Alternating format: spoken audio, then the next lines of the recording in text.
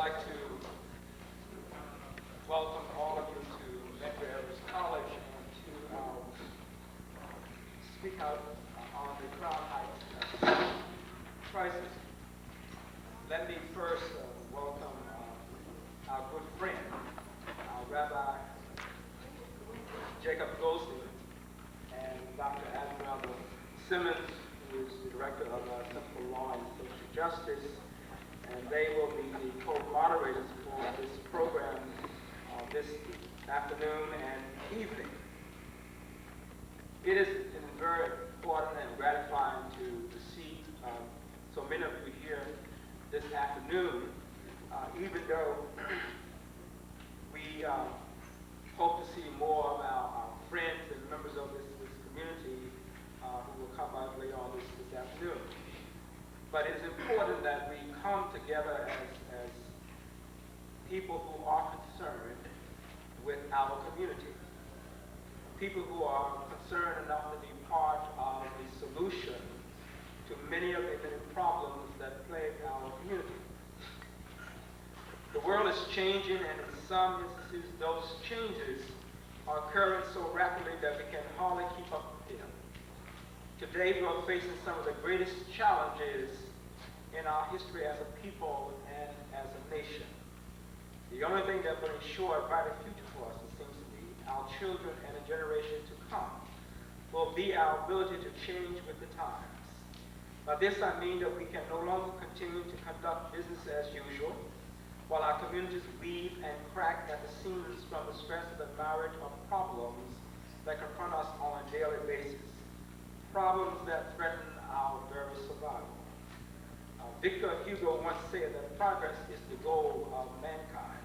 The goal of individuals within a society should always be to better the existence of their community and the personal circumstances that surround their lives. That is the reason for our community to speak out today. It is clear that we in this community, if we in this community are to make our existence better, we must begin by understanding the impact that different cultures play in shaping the fabric of our society. In some instances, it may be even necessary for us to reconnect with our common histories in order to understand how we fit into the global perspective. For it is my strong belief that no people, no matter who they are or where they come from, can survive in today's society as an island to themselves. Each must strive to understand the cultural differences that make them unique, but at the same time must also strive to understand their neighbor's culture and uniqueness. Only then can we move forward, change with the times, and become the global village that we must in order to survive as a community, a city, and a nation. We hope that this meeting this afternoon will be the beginning of a reactivation of our desire to work together as a community, because this is our community. We live here, we enjoy the fruits of our labors, and it is indeed a wonderful community. And so therefore we come this afternoon with the purposes of giving you, the residents of this community, an opportunity to speak out. Dr. Simmons and Rabbi Goldstein will share with you the procedures that we will use in conducting this speak out this afternoon. We ask that you be respectful of one another, respectful of yourselves, and do what is important as a proud people, that we continue to do that which is good and honorable. So without further ado, I'd like to introduce Dr. Simmons and Dr. Reverend Goldstein.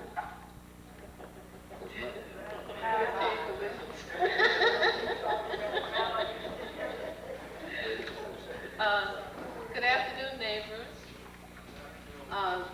Each of you has, I hope, a sheet. I'd like you to pull it out now, and I'm going to tediously review the ground rules for this community speak out with you.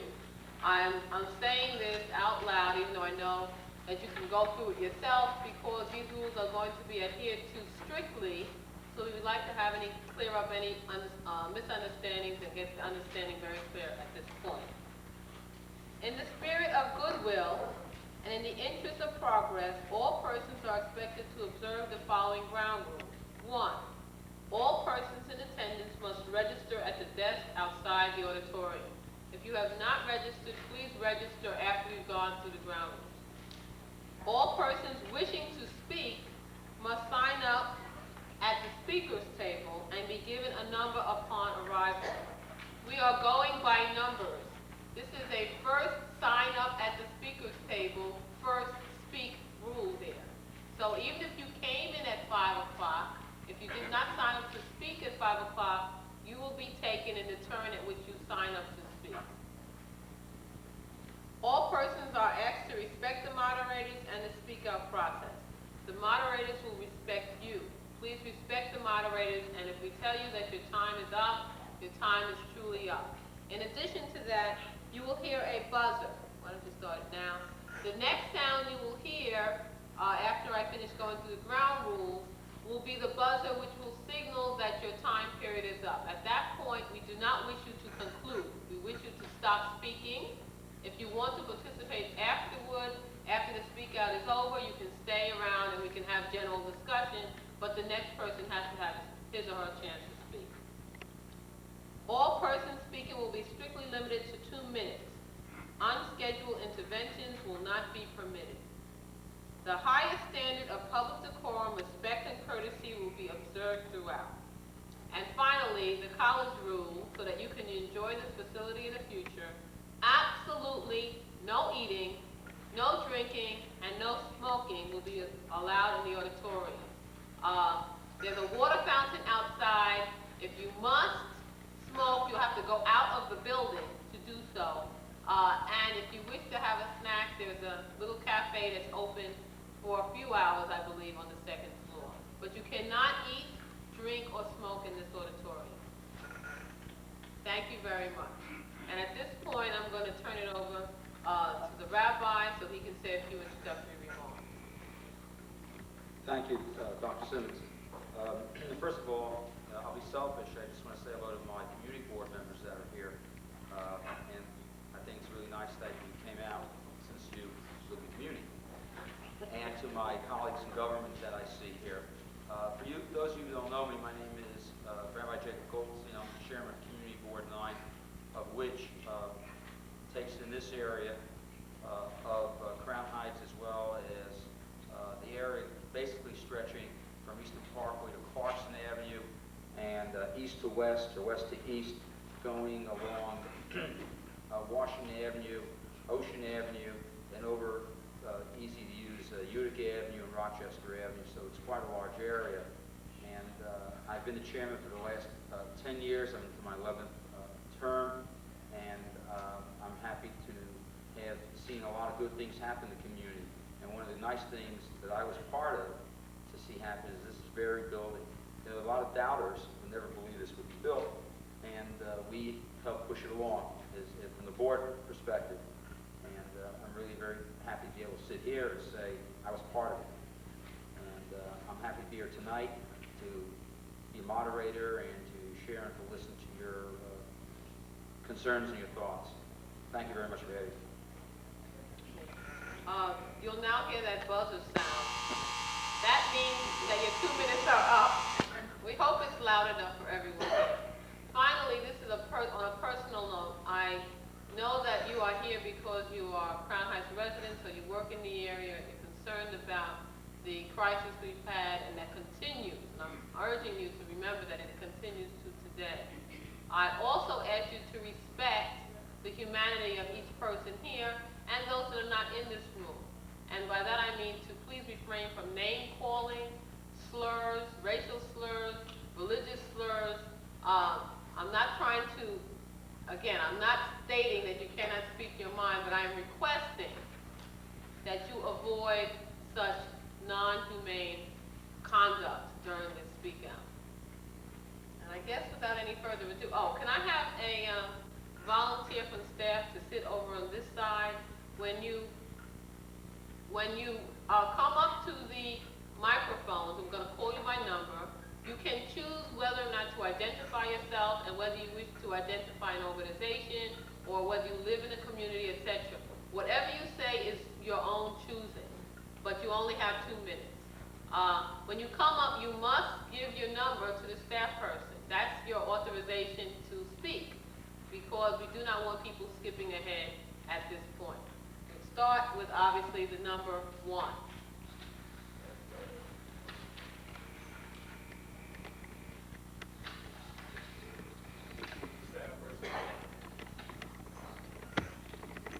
Good evening. My name is Medgar Evers. I lived in this neighborhood for 10 years up until 1972 with my sister on President Street in Albany, Avenue. I worked as an engineer at Alexander Hamilton High School for 10 years. I've observed the transition of this neighborhood from being predominantly one racial ethnic group to another. In that time, I haven't seen it improve for the African Americans or the Caribbean people at all. I've seen them displaced, houses abandoned and destroyed. I've been here long enough to know that by your estimation, it's going to get better, but you can answer me how. Economically, educationally, it's been a controlled, dominated area. I worked in District 17 there as an engineer, and I've never known too many Hasidic children to go to any of the public schools in the area. By the same token, I've known a lot of the Hasidic teachers to be in the area. So I'm speaking from a personal attitude. It is not objective, it's very personal. And if at any time you think that it's going to be brought together by the people here, it will be from the people themselves doing it. Yet I do not know or see how the Hasidic people are going to ever involve themselves with the African or the Caribbean culture of the area. They're an isolated people which they maintain by their own attitudes, business-wise and otherwise. Socially, commercially, actively, they have divided themselves from involvement in the area. And if that is to be their conduct, how is this to help? And that is my statement. Thank you. Thank you very much.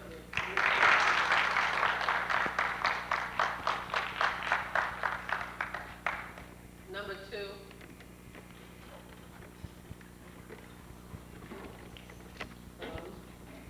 My name is Laura Tucker, and I'm with the Society for the Preservation of Weeksville and Bedford-Stuyvesant History.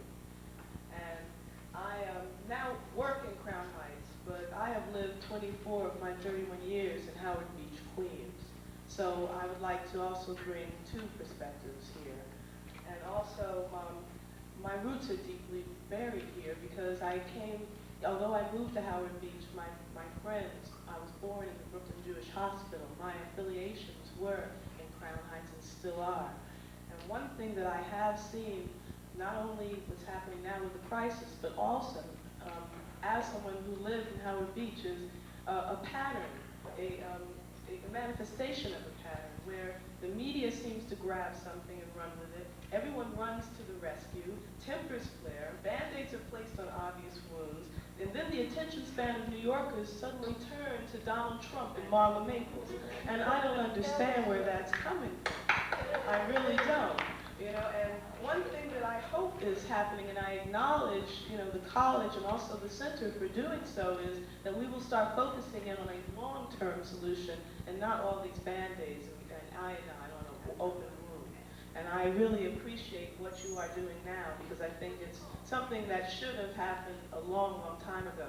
But something that I have witnessed growing up also in Crown Heights, because this is a never-ending story. This is not the first that it's ever been where there's been clashes of this sort, and in the city, obviously. And one thing I wanted to point out, Weeksville being a part of some of the organizations that youth services have been involved with, we have had meetings, and the youth from the youth services have had meetings, and we have had a concerted effort to do something and to make some type of action plan.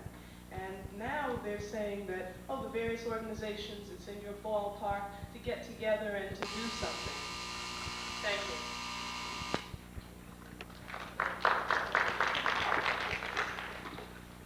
Number 3.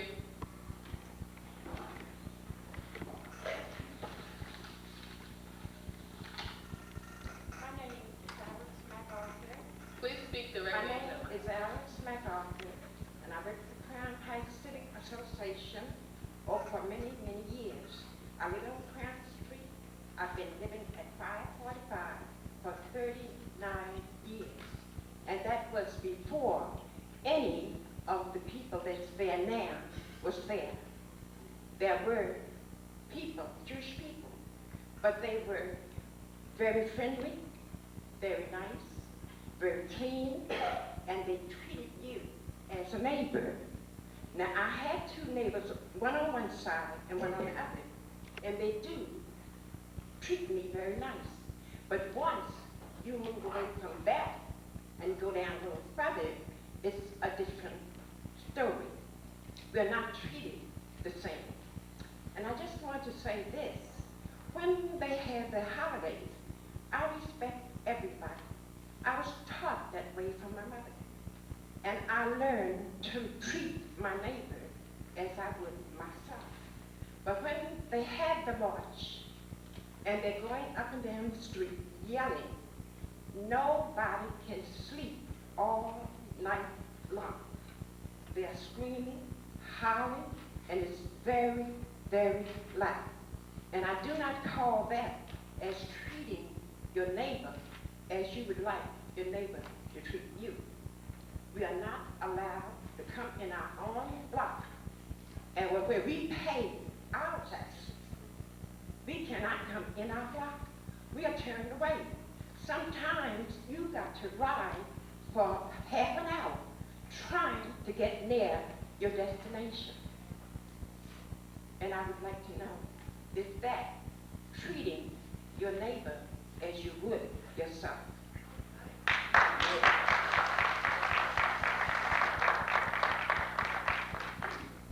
Number 4.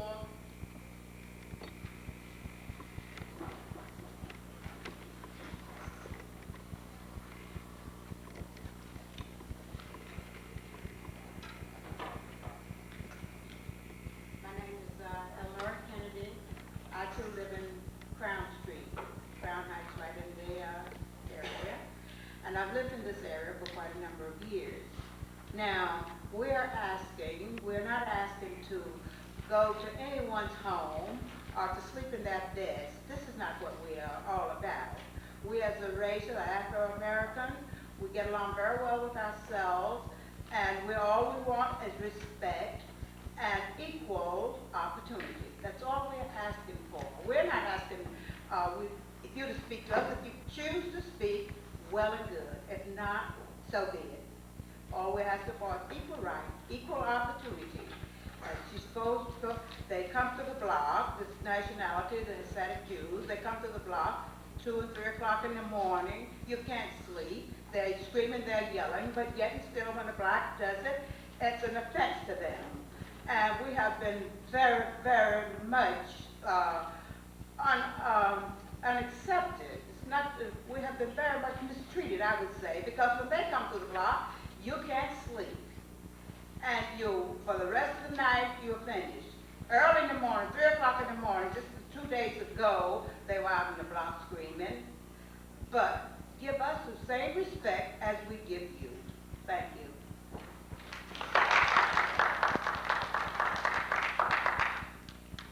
Number 5.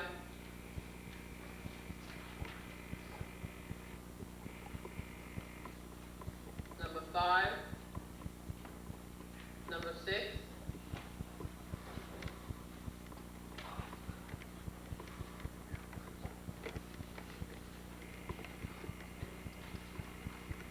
Hello, my name is Jason Nolan. I go to school, Freedom Prep on 35th Street. And it's upsetting me that Jewish people separate themselves from black people, from Afro-Americans, and they talk about your Holocaust for 40 years and all that stuff. And then yet, Afro-Americans have Holocaust for 400 years. It just upsets me that how you can separate yourself from us. You shouldn't be separated at all. And that's all I have to say. Thank you.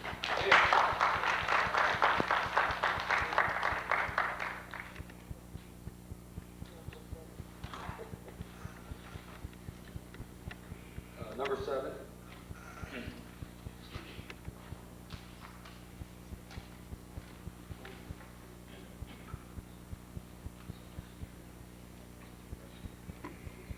Ladies and gentlemen, my name is Kirby Thomas, and I represent Freedom Prep School and the Extinction Agenda movement. I would like you all to know, very basically, that we are at war. A war with not only these people who earlier on you said I won't be able to express it, but against implying forces, outside forces, creating problems into the community in which I live. We are not treated as human beings. We do not even respect ourselves as human beings. We get all emotionally stirred up, and we can't even think about what we're going to do to better ourselves. So we look for help from other people. Quite frankly, these people ain't going to give us help. We never did and never will. We're going to have to look for help within ourselves. We got 2 minutes to talk. But I want you all to know that if we respect ourselves first and organize ourselves as human beings first and as black people secondly, we get some unity among ourselves first, then we can deal with unity with other races. We deal with ourselves first, and then with other people. Thank you.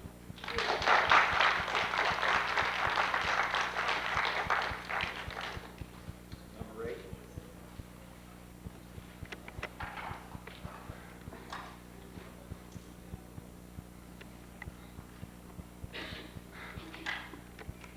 Good evening, ladies and gentlemen, and good afternoon. My name is Evan Rosa, and I also represent Freedom Prep. I'm not really going to talk about, well, anyway, let me get to the point. Today, as an example, I was eating lunch with 5 of my friends, and they happened to be girls. And they were boarding in the school. They were boarding for the Jewish people. So one of the girls walked up to one of my friends walked up to one of the other girls and asked, "Is this for college?" And the girl turned her away. The girl did not say nothing or nothing, turned her away like if she was trash, garbage. I say it like this: we need the 4 main words here. We need love, we need peace, we need unity, and we definitely need respect. There's no need for me to hate a Jewish person because the Jewish person hasn't done nothing to me, like what happened in Crown Heights. I say, don't blame a whole nation for one man's action, because it's wrong. But there's no such thing as we gotta ask for our respect. We can always ask the first time. If we don't get it the second time, we have to take it. There's no such thing as keep asking and they holding us off. We're gonna have to take it. And that's all I have to say. Have a nice day.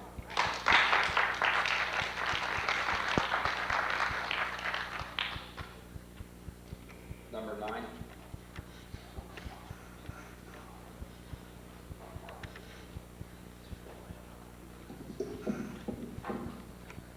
Good afternoon.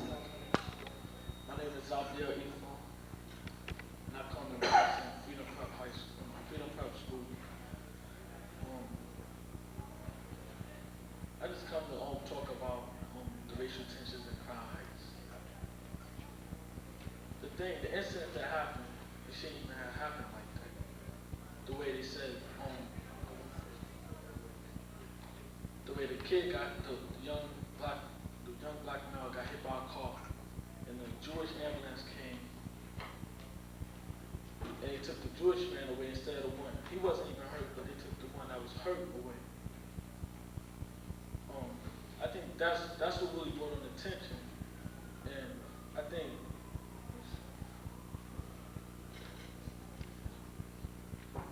this way: if they would have took the young kid away that got hit and that was really hurt, I think most of this tension wouldn't be happening like it is now. And that's about all I have to say. I don't really know how to put it in words.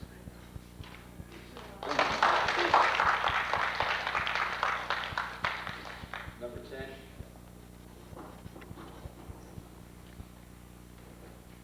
Number 10.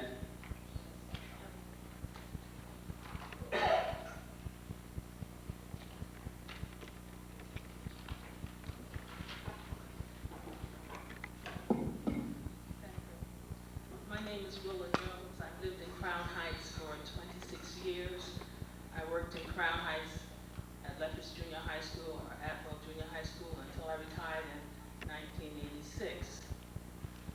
In my opinion, there is a large group of people in Crown Heights who have not been heard from and who should be heard from because they are the majority in Crown Heights. These are the hard-working people who worked hard and they bought houses at inflated prices because they wanted to make a better life for themselves and their children. And if Crown Heights goes down, they are the ones who are going to suffer the most. They have the most to lose. There are problems here, but problems that will not be solved by people screaming at one another. There is racism in Crown Heights.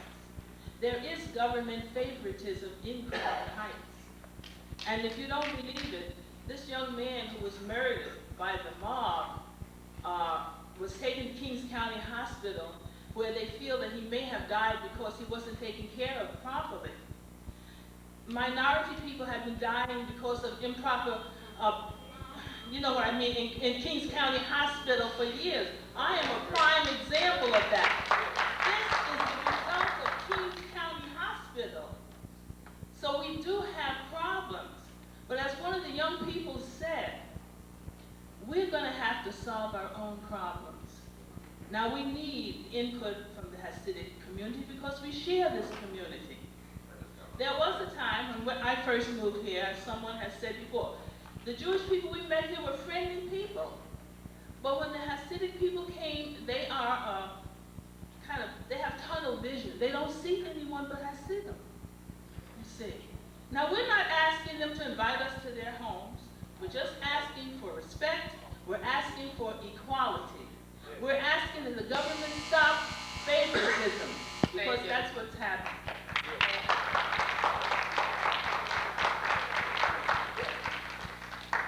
Number 11.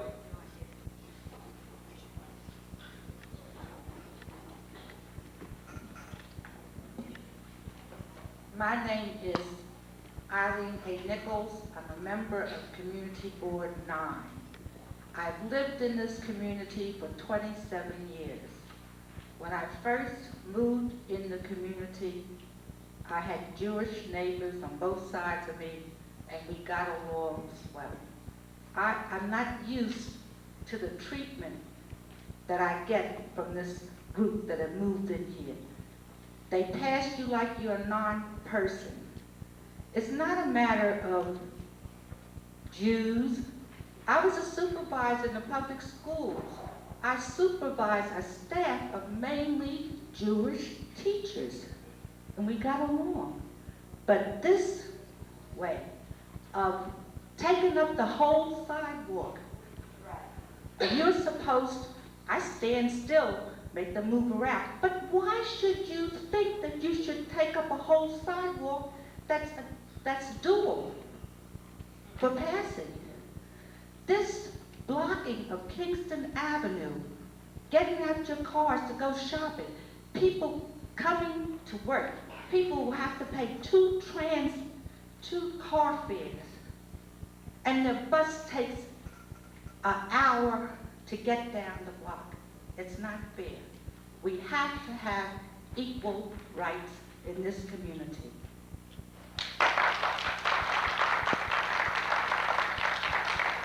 Number 12.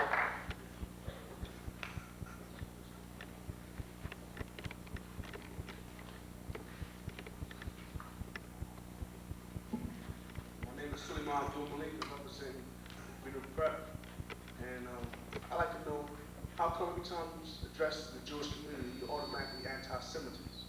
You don't realize that? When they address the black community, say something negative about the black community, it's never nothing like that, you know? You're anti-black, you're racist, or anything. But the first time you say something about the Jew out your mouth, you're all automatically anti-Semitism, you're Hitler's descendant or whatever, you know what I'm saying? I'd like to say also that the preferential treatment in Crown Heights is so obvious, you have to be a blind, deaf, and dumb man to see. Anytime members of the community can just bum rush the police station, and nobody gets arrested, nobody gets hurt. Picture me and some of my friends going to rush the police station. And what do you think will happen? nightsticks all upside my head. I like to know, do you think this preferential treatment is right and exact? Do you see it at all? I'm directing this question to Rabbi. This is a community speak out, and Did we're you just not, ask my question? excuse me. This is a community speak out. The moderators are moderating. We are not here to answer questions. We are here to listen like everyone else. So there's not gonna be any back and forth between the speakers and the moderators. Thank you. We're here to listen. Still have time. And that's really all I have to say. About this, what they do in Kingston Avenue? They block the streets off. You can't even walk through your neighborhood and feel comfortable because eyes all over you. You understand? That's not right. That's all I have to say.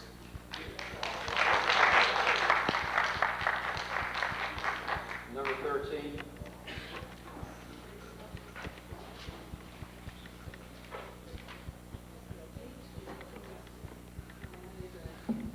My name is Elsie Richardson. I've been a resident of Crown Heights for 41 years.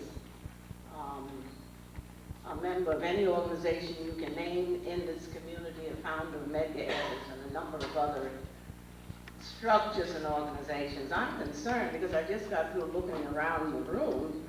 I received a notice saying that we were going to discuss the Crown Heights crisis. And I don't see how we can discuss this matter if I don't see representatives of the other side in this room. In other words, we are simply here talking to ourselves as usual. We need to have government representatives here because, city representatives, because if there are going to be any changes, they're the ones who are going to have to sit down around the table and deal with what the problems are. Now, I have never had problems with Hasidic Jews. When I was 10 years old, I lived on East 104th Street in Manhattan, right over a synagogue. Of course, it was an incident that happened there based on their responsibility. I'm not even going to talk about now, but I've come through New York City all of my life without having any anti-feeling against religion, race, or what have you. I can get along with anybody. But we have to deal with the fact that the double standard does exist in Crown Heights and is not about to change for the simple reason that the same thing happens all the time like what we're doing here. When that incident happened, my opinion was if they had simply given the driver a ticket like they would give to anybody sitting in this room, the problem might have been eased. But the determination not to give that ticket is an indication of what the problem is in this community. This past Monday, I was going down on the Utica Avenue bus towards East New York Avenue, and all of a sudden it stopped. Well, I can't make my point. Thank you very much. Number 14. Number 14. Number 15.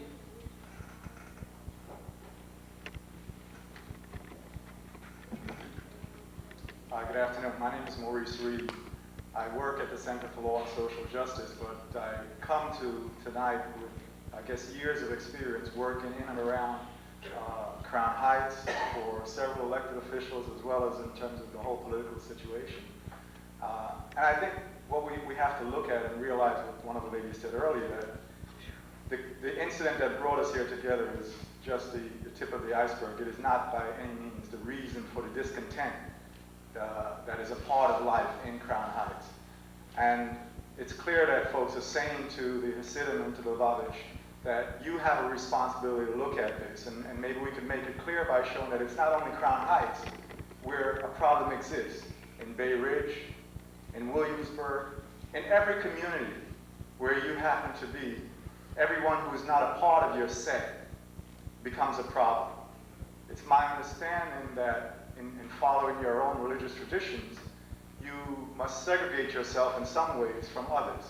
If that's not true, then you need to make that clear and explain to the public why it is that you cannot, for instance, participate in public school events, why you separate boys and girls. The things that would tend to unify a community in terms of experiences and joining together, you're not allowed to do, or you don't do out of choice. And as long as that's the situation, then I don't see how we can ever come together and resolve the problems without somebody moving out. Thank you.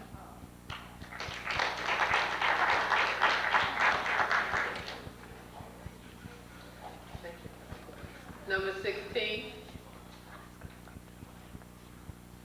Number 16. Number 17.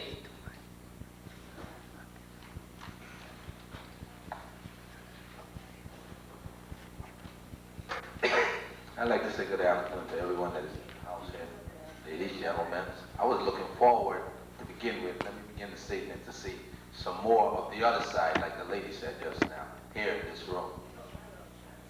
I live in Crown Heights. My name is Oliver Marcus. I'm a representative of Black Community Affairs. I live in Crown Heights for about 15 years now, you know, and there's certain things that I have witnessed and I've seen, like things that happened to me just last night. I was arrested just for handing out flyers. You understand? Just for walking down my block, handing out flyers. I was arrested by the police. Okay? And they're complaining about increasing the peace. I want to tell everybody here, you cannot get a genuine peace if you want to enforce it. They got to earn this. And if they're going to continue trying to enforce peace in the Crown Heights, there's not going to be no peace. We are here today, and the other side refused to come here and sit down with us. There's no peace. That's all I got to say.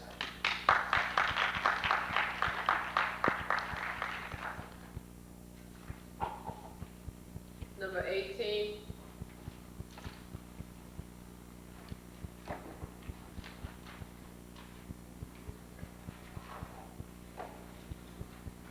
First off, I'd like to say good evening. My name is John Anderson. I also live in Crown Heights.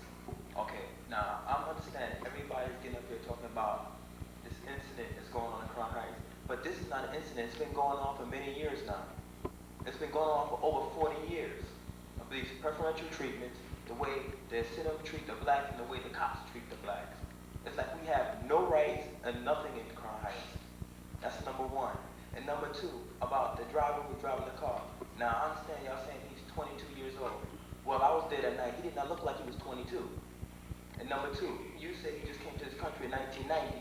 His license go back to 1988 when he first got his driver's license. Can you explain that to me? Y'all say he can't speak no English, but yet he got license to drive a car. Okay, then they say they can't convict him because you need 2 infractions. He ran a red light, he hit a van, he jumped the sidewalk, hit 2 kids, and didn't try to stop. How many infractions you need to convict him? But that let every one of us, we be in jail. And let me say something. Like he was arrested. I've been harassed by the police, and y'all so-called Jewish Defense League pulled a gun on me before, talk about they gonna kill me. They call me out by name. Okay? And this gets proven because it's been complained about it. And this is what the cops told me. They can't do nothing unless something happens. So that means I have to die for something to happen. And then turn around, just last week Wednesday, a guy walking down the block. Yeah, he made a mistake or something. He had a gun, he shot 2 bullets into the air. But when the cops told him free, he dropped the gun. And what they do in return? Open fire on him. Murder him in cold blood. And shot him with his own personal gun, not with the police revolver. And then after he laid on the floor, they come back and shoot him again. Explain to me what's going on. They ain't here to protect us, they here to kill us. That's the bottom line. And I've been living here for 23 years and nothing changed. I've been coming to meetings like this for the longest. They never hear.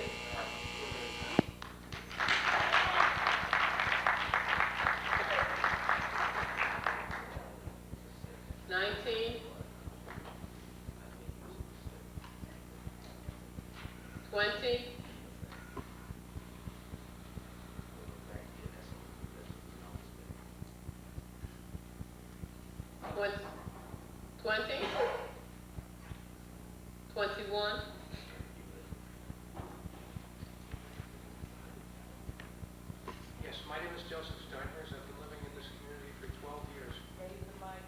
Oh, sure, sorry. One of the things I have noticed, ironically, since the violence began in the middle of August, was that since the heavy police presence started, there's been almost no gunfire in my block. And that was almost a nightly occurrence.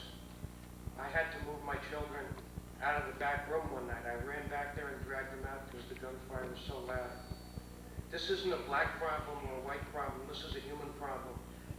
Now, we may go to separate schools. We may have separate holidays.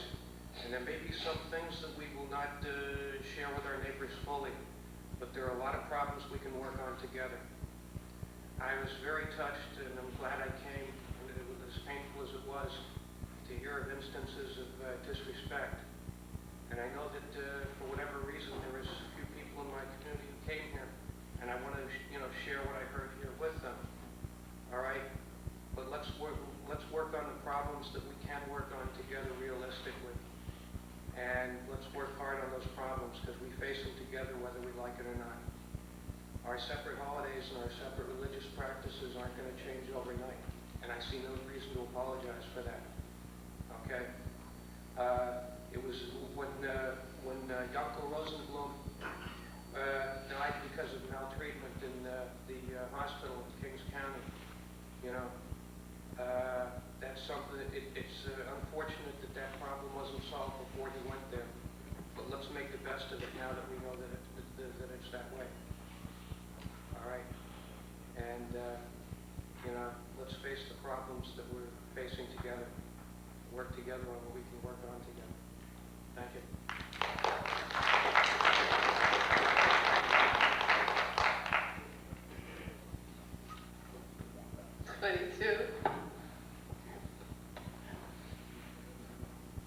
Number 22. Number 23.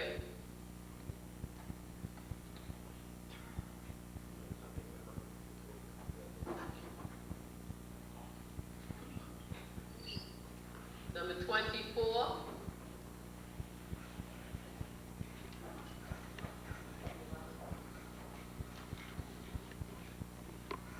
My name is Maxwell Haywood, and I'm a worker here at Medgar Evers College. I want to speak out this afternoon against the political system that is highly unequal, that teaches that black people must be relegated to the bottom of the society. Black people must be inferior. That is why it is legitimate for any other groups in society to beat against black people, to oppress and exploit black people. Because after all, we are inferior. After all, we are not the chosen people. I speak out this afternoon against the invisible government that the Amsterdam News spoke about. I speak against this system that keep black people basically as working class people, exploiting their labor, keeping black people in a position where they cannot voice their rights. No matter how much they get up and they try to voice their rights, the system keep on beating them down. And this is the system in which I come to speak against this afternoon. Unless the system is attacked, and unless the system is analyzed and dissected, we will continue to come to these forums over and over again. Thank you.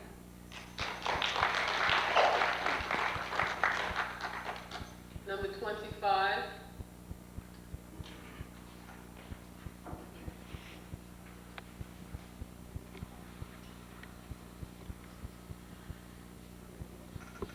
My name is Jackie Boyette Velasquez, and I'm a former resident of Crown Heights. I did not expect to speak. I'm going to try not to ramble, and I'm going to try not to be emotional, and it's going to be very hard on both counts. So I made a couple of notes right now. 35 years ago, my mother worked as the first black office manager for Pioneer Women, which is a branch of B'nai B'rith in New York City. She was there for about 5 years, and she left only when we moved. The one thing I do know is that it's very important for our cultures to understand not only each other, but ourselves, because I'm sure that those of you here who are aware of it will admit that there are problems amongst the Jews that never get talked about. The Hasidim are not accepted by all Jews. Therefore, we got to understand that we're dealing with a problem that's way beyond just black people and Caribbean people getting along with other people. There's a whole lot of problems before it even comes to how we're dealing with them. And that's not to say it's right or wrong, it's just to say there's some vast cultural differences that have to be recognized, whether it's Black Americans, Caribbeans, African Americans, whatever, we all have our differences. 26 years ago, I lived in Brooklyn, right about 4 blocks from here. And as one of the first black people in this building, I was accepted by all these Jews and moved away. Everything was fine. Come back. I hadn't been back in the area for quite a while. I'm really surprised, until I moved back here. What it seems to me is we are going to have to make these changes. And as sorry as I am not to see more of what I'll call for the moment the other side here, I hope that all of the African Americans are working here, and that's why they're not here. Oh, but I have to say, I'm sorry, dear. Okay. I'm sorry. I'm 2 also minutes. with the states, and so there is state representation, but they didn't send me here. I'm here because No. I wanted to be here. Thank you. Number 27. 26. Sorry, 26.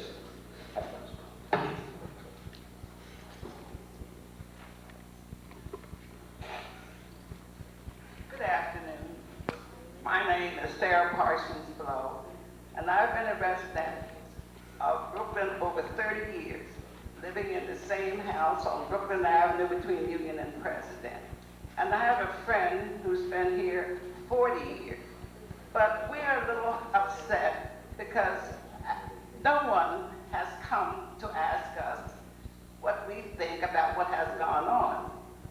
And being here so long and being among the people, we have seen a lot of things. But I guess we should have been more aggressive, but I was not.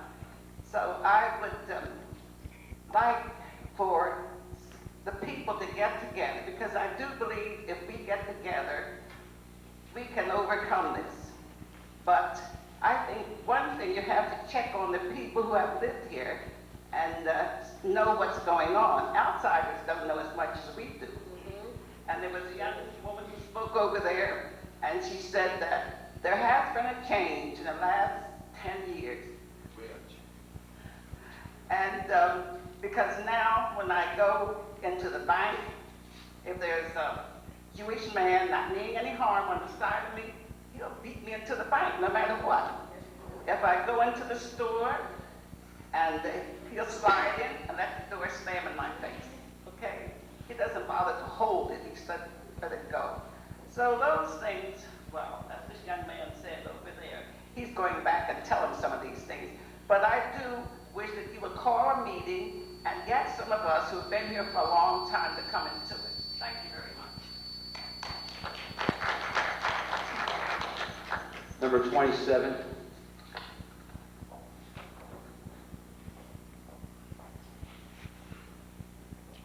Good evening. I'm Bishop Owen Augustine, St. Augustine Orthodox Catholic Church, Chairman of the Crown Heights Advisory Council, Chairman of the Interagency Council, etc.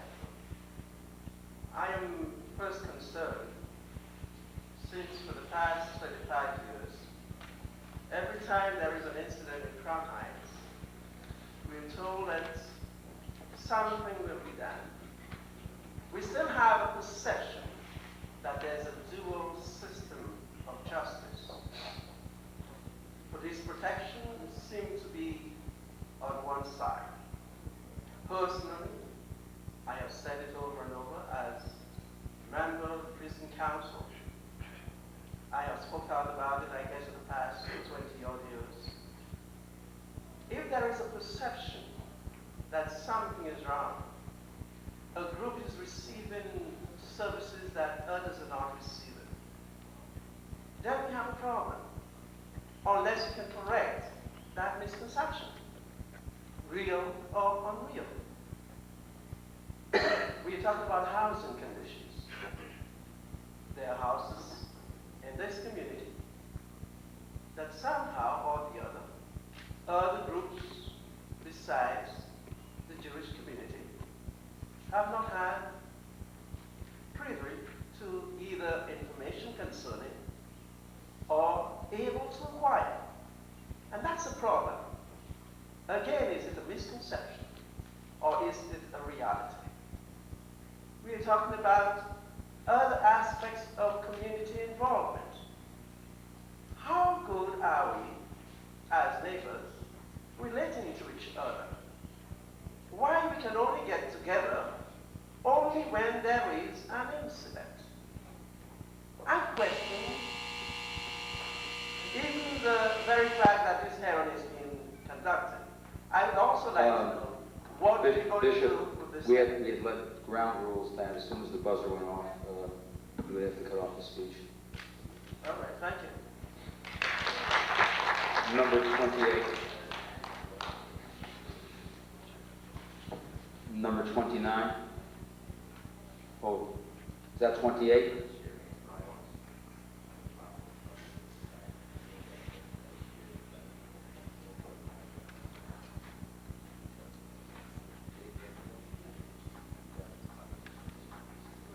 Excuse me, you have to, yes?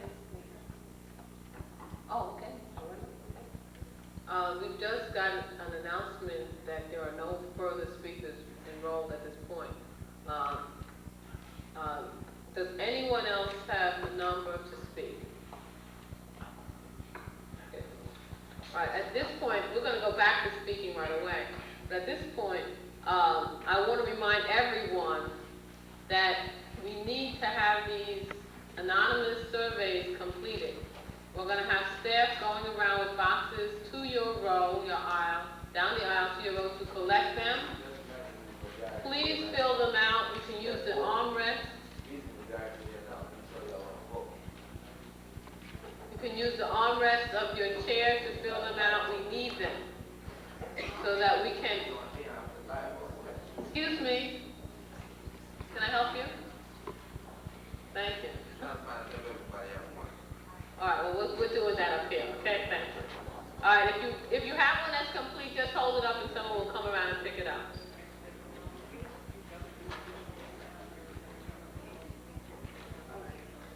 If there are any folks that are representing in the House now that are representing elected officials or agencies that would like to speak, I'm inviting them forward to speak at this time.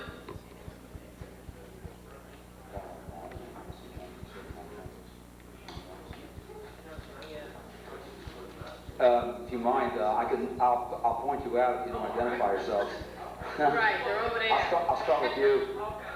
I'm Jackie Velasquez. I'm the director of the Employer Resource Center for the Department of Labor. And I'm also the director of development for Mrs. Cuomo's mentoring, New York State mentoring program. I'm based in Albany and work sometimes out of New York City and around the state. Several state agencies I know are looking into an effort to bring some sort of resolution or assistance in resolving the issues. They are looking at things, because I'm with the Department of Labor, I know they're looking at things like a career center. They also have other ideas. What I'm concerned about, and I'm just going to put it on the line, is I don't know how much involvement they have from the community before they've gone ahead and started it. They haven't started anything, but I don't know if people are in on the ground level now. And what I want to do is go back to them. I have already rejected a request to be a part of that because I did live in Crown Heights twice, and I feel that outsiders cannot come into this community, particularly because of an incident. I think that if this was the focus for some other grander reason, but you can't, I just can't see that. Let me put it this way, I can't be effective in this kind of climate, so that's why I wanted to come here and will continue to come here as my own person,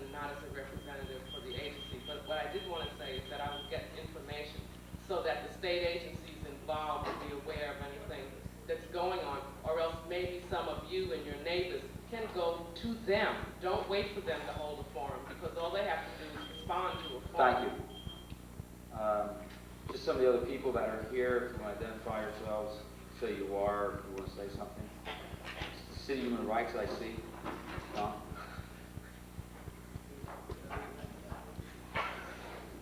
My name is Charles Jenkins from the New York City Commission on Human Rights. Raise the mic, big mic. My name is Charles Jenkins. I'm from the New York City Commission on Human Rights. I'm Director of the Technical Assistance Unit. And we're here making notes, taking information. Some of the people here are familiar with us. I would like to talk to you later on about copying and acquiring tape. I think this information is most important to us. Thanks, Charles.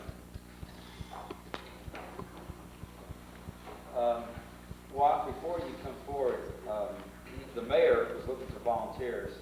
There's a form here to help to sign up with the city's Peace Corps, and it explains in a paragraph or two or three in short what it is.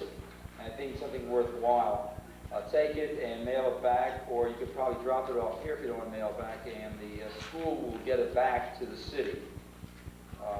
It's something that you can help your own community right here. Janita? My name is Janita Carter, and I'm a staff person at the Mayor's Community Assistance Unit, and I thank you, Rabbi, for your assistance in announcing that program. Thank you, Janita. Just for a short note, Janita and I are old colleagues in government together. Good evening. My name is Dorothy Bell, and I am the assistant to the Brooklyn Borough President, Howard Golden.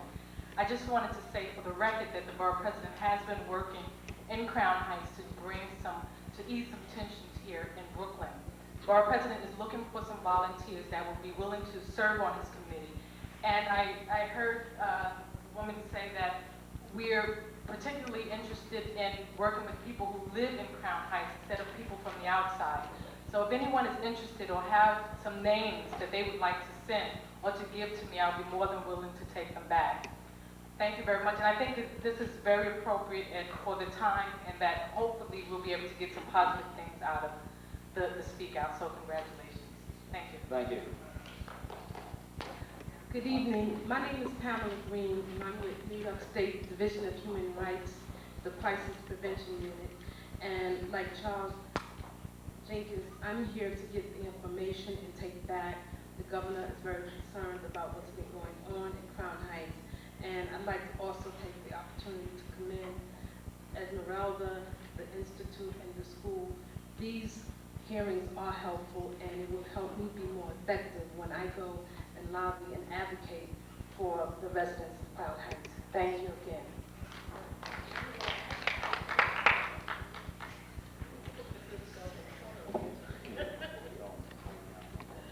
Good evening to the panelists and ladies and gentlemen. My name is Michael Smith. I am Special Assistant to City Controller Elizabeth Holzman, a Brooklyn resident, and someone who is very, very concerned about what is going on out here in Crown Heights. I am in particular her liaison for Community Board 9, Crown Heights area. We've been attending a number of meetings in regards to the Crown Heights situation, most notably those meetings that have been coordinated by the National Conference of Christians and Jews and the Martin Luther King Center, and we will continue to be involved in any dialogue that is necessary in order for all of us to relieve the tensions that are going on here in Crown Heights. Thank you. Thank you very much. Is there anybody else here from the government sector? My name is Paul Chandler. I'm from the Jackie Robinson Center. I'm also a minister in Crown Heights. I'm also a resident of Crown Heights for over 40 years. Let's say I just want to deal with the government officials, then we'll get back into the numbers. Do you have a number? I wasn't dealing with the number you asked me. I represent a program that's government funded in the city. And I'm saying I know, you're a member of Medgar Evers staff. And we're part of Medgar Evers staff, but maybe you didn't know that, so that's Sir, why I I agree just with the rabbi. At this point in time, you understand our predicament. If we allow someone that's not a governmental official to speak now, why can't other people then jump up and say they want to speak? But if you do have a number, we'll be back into the numbers very shortly. And it looks as if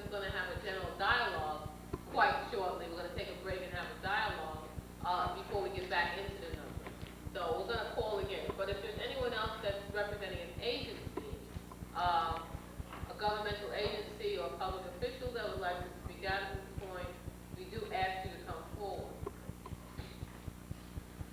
Okay.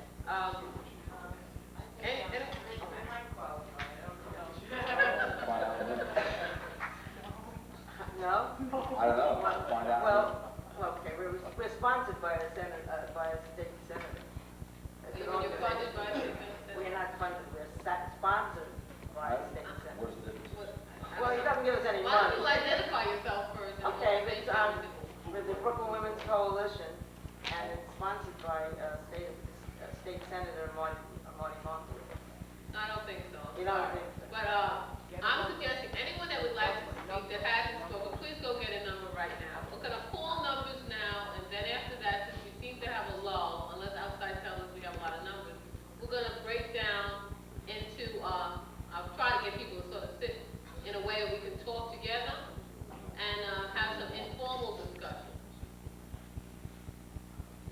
We're up to number 29. Is there a number 29 here? 28? Okay.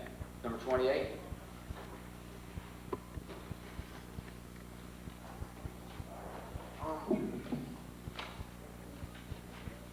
Hello, my name is Malik Wakota.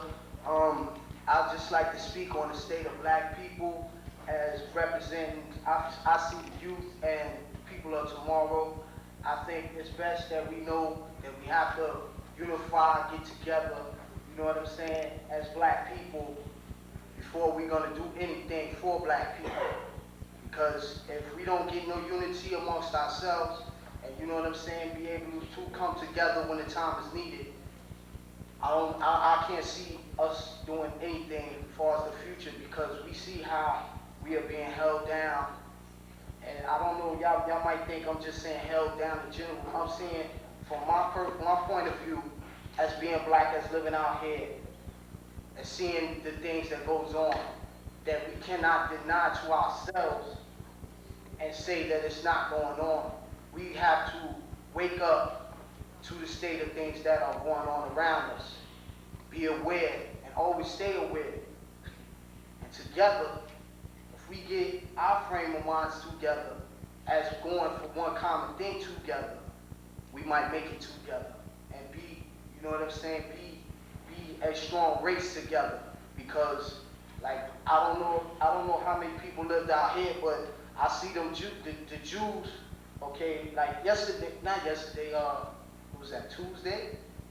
How they was in thousands. I don't know if anybody out here even seen them, but I seen them, and I don't know what it was about, but the way they just came together like that, they could unify like that in forces and in numbers as their own race.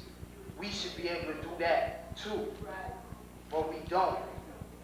And everybody knows we don't, you know?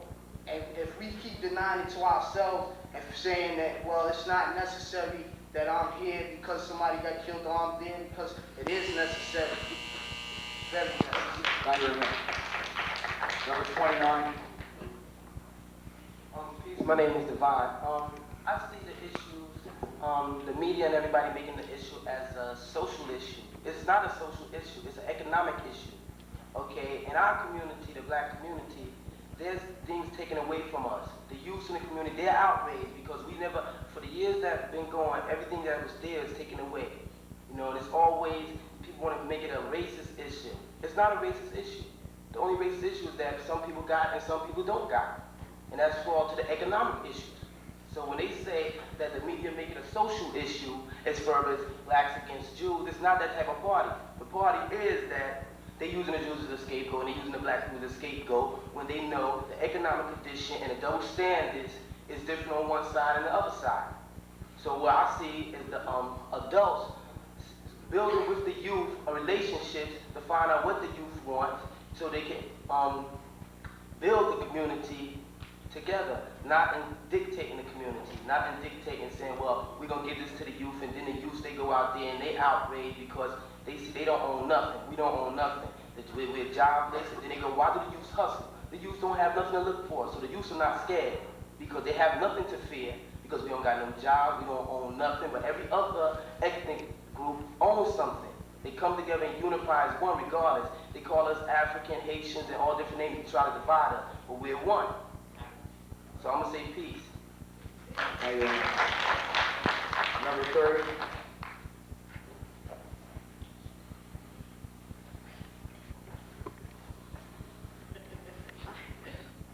Bend it down. Bend the mic down. It's easy. My name is Millicent Daranoff, and I represent the Brooklyn Women's Coalition. We're a group of Jewish women and Black and African American women who have come together for the last 3 years now, and we've been meeting quite regularly. And we have had, we participate we participate in community projects together. It's okay, it's fine. You're going to get 10 more seconds. Okay, oh, well, anyway, I am a Brooklyn, I was born in Brooklyn, I've gone to school in Brooklyn, I taught in Brooklyn, I taught in Bed-Stuy for 17 years. I've always been aware of the problems that have been going on between blacks and whites. It's, as I think that young man said it very well, I've always seen it that the poverty, it's the fact that there's poverty, the fact that there's unequal opportunity, and those are the things that we ought to face. And I think that, anyway, as I said, as a Brooklyn woman, I would like to participate in any way we could to have a dialogue and improve relations. But I do believe it's exactly what he said. It's not a social thing, it's an economic thing. Thank you very much. Number 31.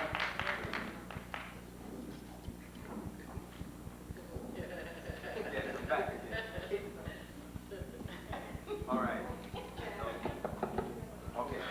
Well, first off, like I was saying before, okay, now, I know you can't speak back with me, but I would like to carry this message to the sinners. Now, they get up here, they always calling people anti-Semitic or Zionism or whatever, even though I feel that's a bunch of crap, number one, okay, because why they gonna get up there and say we anti-this when they act like they anti-black themselves? Right? Okay, number two, the religion thing. Okay, I understand their religion, they want to keep away from people. But why do they have to have police escorts in front of their synagogues or whatever at 24 hours a day? Why can't we get that at our churches? Right. Why can't we get that at our functions? I mean, we sit here, we pay taxes just like they do. And we don't get no rights. None. Okay? I sit there, I gotta worry about myself every day, where they don't have to worry about nothing because they got the police 24 hours. Okay, now I don't know what's going on, but y'all talk about y'all want peace, increase the peace, and peace ain't gonna never come about until they can sit right here and talk as we do.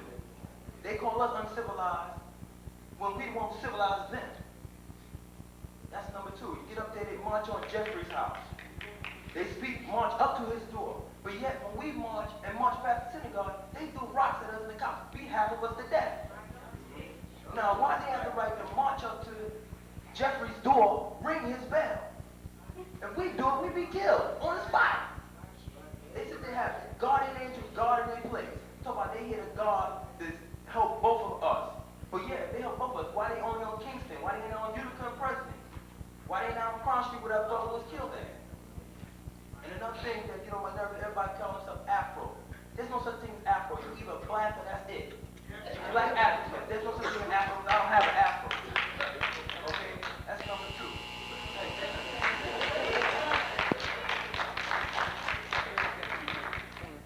Number 31. 32.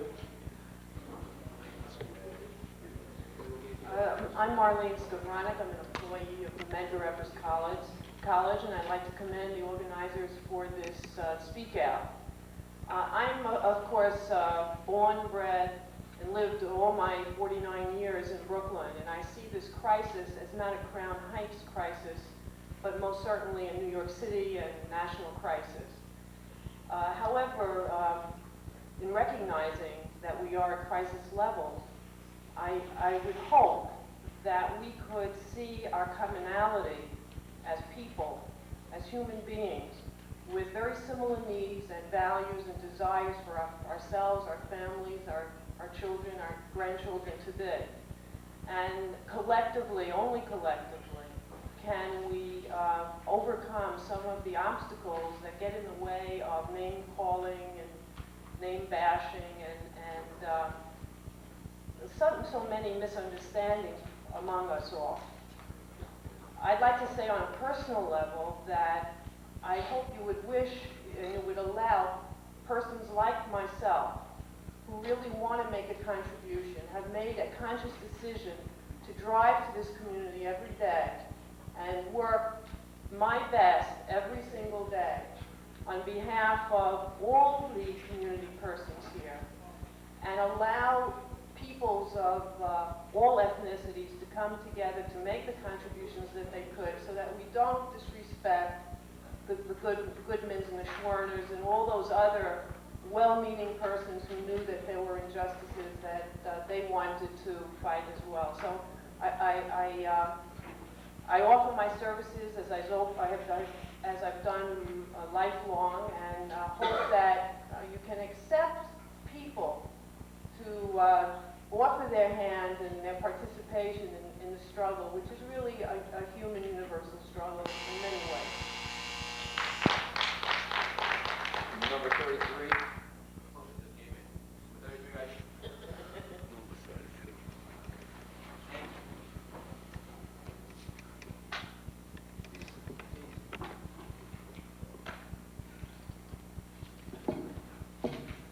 I'd like to say peace to my brothers and sisters, our guests.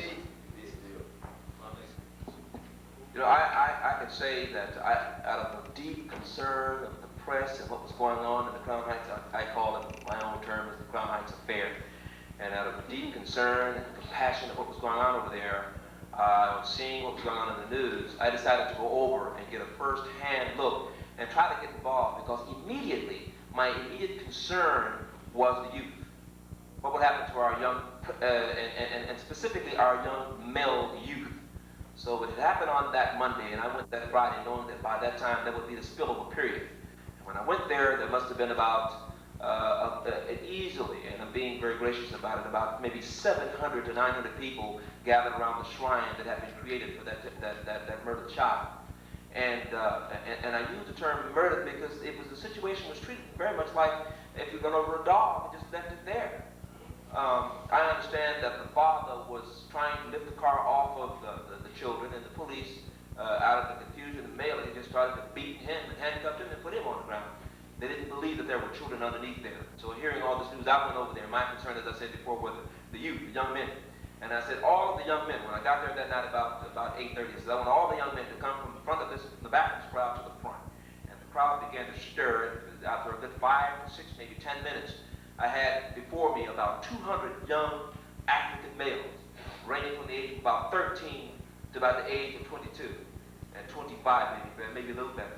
And I said, now, all of this has been going on, and you've expressed your anger because very definitely the situation hasn't been treated properly. And so, you know, unfortunately, when we go out and do some peace singing and peace marching, that didn't get the attention. We had to go out and get a little attention in another way. We had to turn over some police cars and set fire to some places. Unfortunately, we had to do that to get their attention. And that got their attention. So when I went there, there were about...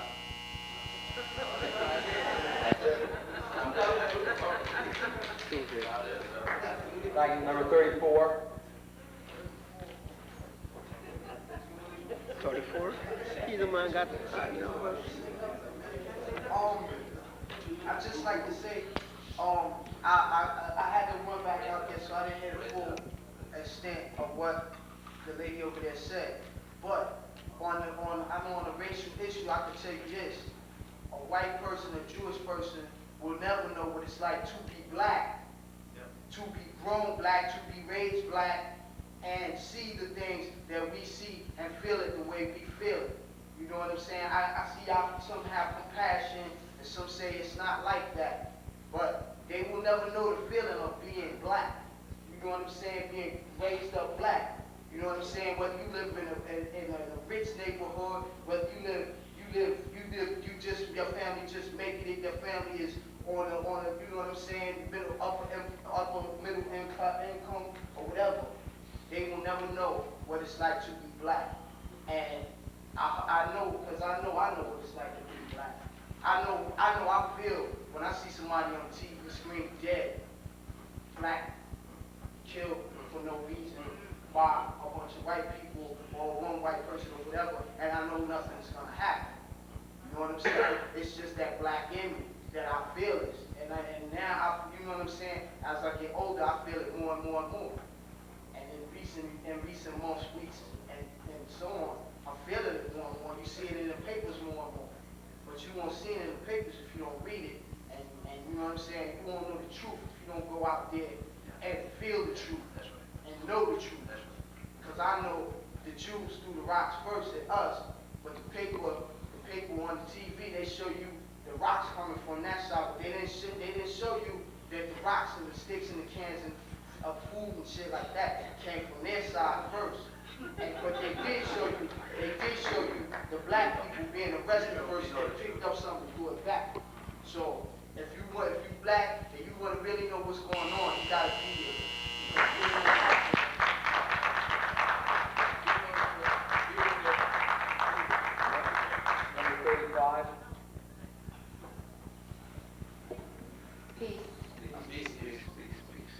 First of all, what legitimizes the Crown Heights situation is that it has existed for years, beyond years, beyond years. And finally, it has bursted. And hopefully what's going to happen is that we will see a definite turnaround of what has existed for years and years and years. Now, when I say that, I mean that there's going to be a change. The change may not be accepted, first of all. Secondly, the change, and hopefully from these speak outs and from whatever is done facing what is peace, will be dealt basically, and I have to say this, with the black community. Okay, a lot of problems that have been focused on were social. Black, Hasidim, can they get along? Well, I don't think that there was a problem of us getting along. What I think the problem is, most of the funding resources have been neglected toward black communities. Preferential treatment, well, preferential treatment, it is a reality. Now, whoever does not want to admit to that, we already are starting with square nothing. And if we keep identifying the problem as being social as opposed to economic, dealing with housing, jobs, a reality of us not being accepted for what we do know, those are the problems. And until we begin to concentrate on those problems, I don't understand what peace is. I believe in increasing the peace with my brother because I'm tired of seeing my brother shoot the other brother. I believe in increasing peace. And by the way, I was quoted for that, increase the peace. You know, so I have to continue. I have to continue. I have number 36. I'm sorry. I have number 36. Increasing the peace to me. Yes, sister. Excuse me, I understand that, but that's not what I'm calling attention to. Okay. One of the ground rules was that we listen to other people and that we be respectful at all times. Higher standards of public decorum, respect, and courtesy will be observed at all times. I don't have any problem with someone having a number 2 in a row if there's no one else waiting to speak. But I do not expect... Okay, she's gonna sit back, okay, we understand. I don't accept the fact that people will laugh and heckle, etc. We set the system up so that everyone will get a chance and that'll be fair. I think fairness is one of the things we're talking about. This is not a laughing matter. We here not because we want to laugh. This is not no laughing matter in Crown Heights. Nobody's laughing. Whoever has... I got number 36. Thank you. But I was giving her my number because she was She could have had the number. I'm not even speaking about that. If she wants to use number 36 and no one else has, fine. But she went back to the number, but like she was saying, to piggyback on what she was saying, it's not economic condition. I mean, it's not a social thing. So what we should do, I see, is we get together amongst our peers form our own little agenda. Because they got their agenda, they got theirs going on. They got theirs going on. We gotta stop worrying about what they doing over there until we do what we gotta do over here. Like, okay, that's where the youth and the older adults getting together, sitting down, and they finding out what is the problem. Why? And we know the problem is economic. But I'm saying, how are we gonna stop? How are we gonna pool in resources? How are we gonna pool in our resources so we can do the right thing? Because they doing the right thing. They got theirs going on. So that's why they got all that preferential treatment. Why? Because they vote in a block. We don't even go vote. You know, we talking about we cannot deal with the city officials, the city government, but we won't. If we try at least once to take our votes and start registering,